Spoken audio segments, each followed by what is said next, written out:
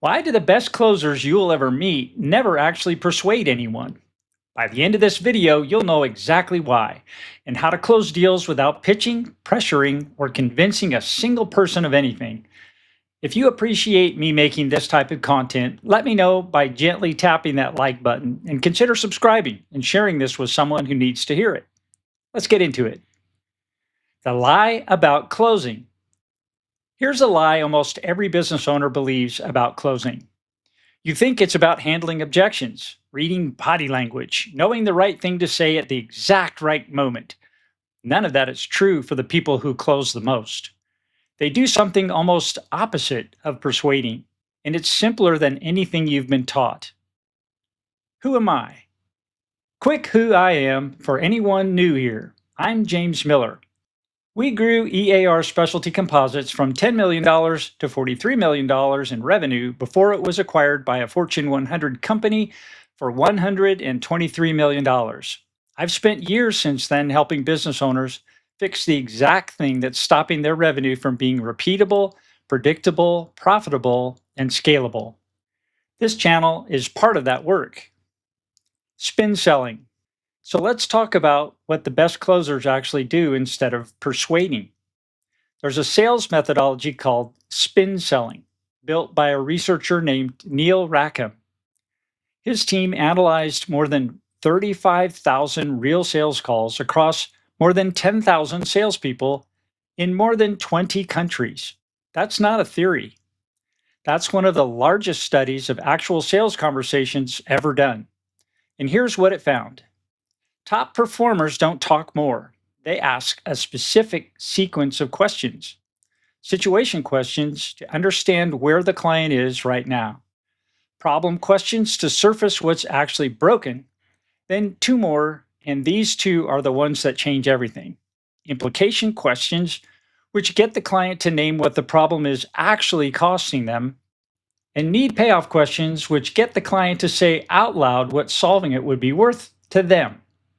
Read that again. The client says the cost. The client says the value, not you.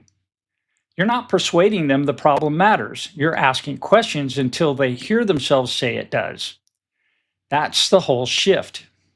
Persuasion is you convincing them. Discovery is them convincing themselves, with you simply asking good questions. Khalsa, diagnose before prescribe. Now let's connect this to what happens after that conversation, because this is where most business owners lose the sale without realizing it. There's a book called Let's Get Real or Let's Not Play, written by Mahan Khalsa, who built the sales methodology used by the Franklin Covey Sales Performance Group.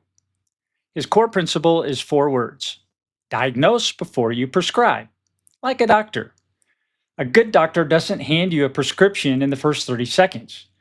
They ask questions. They understand what's actually wrong, and only then do they tell you what to do about it. Khalsa's point is that most salespeople do the opposite. They prescribe their product before they've actually diagnosed the problem, and the prospects can feel it. That's why it feels like being sold to, because it is. Here's an example. Picture a business owner I'll call Tom. Tom runs a small marketing agency, and every sales call felt like a performance to him.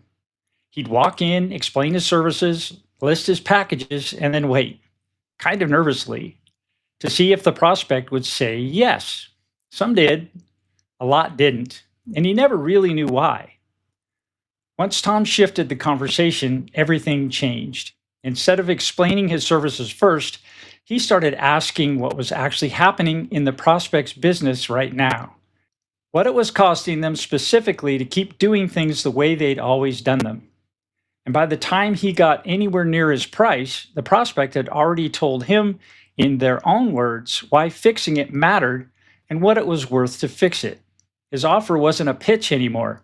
It was just confirming what they'd both already agreed on. Quick break. If you want to know exactly where this breakdown is happening in your own sales conversations, I put together a free diagnostic that walks you through it in about 20 minutes. Links in the description and the pinned comment below. go.sologrowth-ai.com/diagnostic. All right, back into it. Putting it all together. So here's how this actually plays out in real conversation, using both of these ideas together. You start with situation questions, just understanding where they are right now. Then problem questions, what's not working? Then, and this is the part almost nobody does, you slow down and ask implication questions. What is it actually costing you? Time, money, stress, missed opportunities.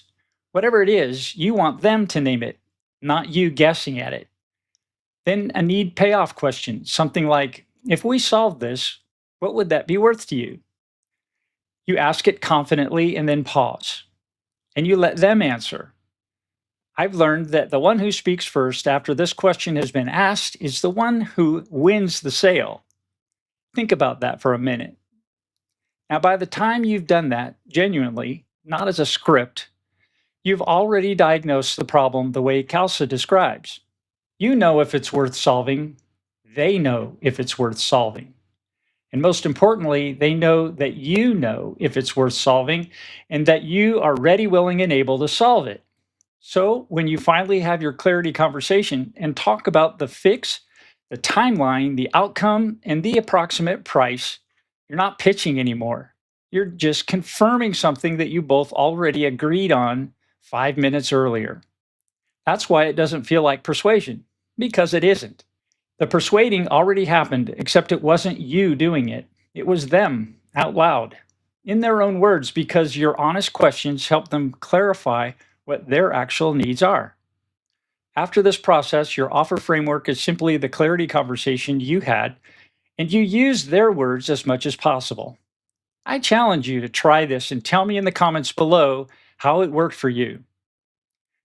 This is one piece of a bigger process, the same one that took a $10 million company to $43 million before that Fortune 100 acquisition.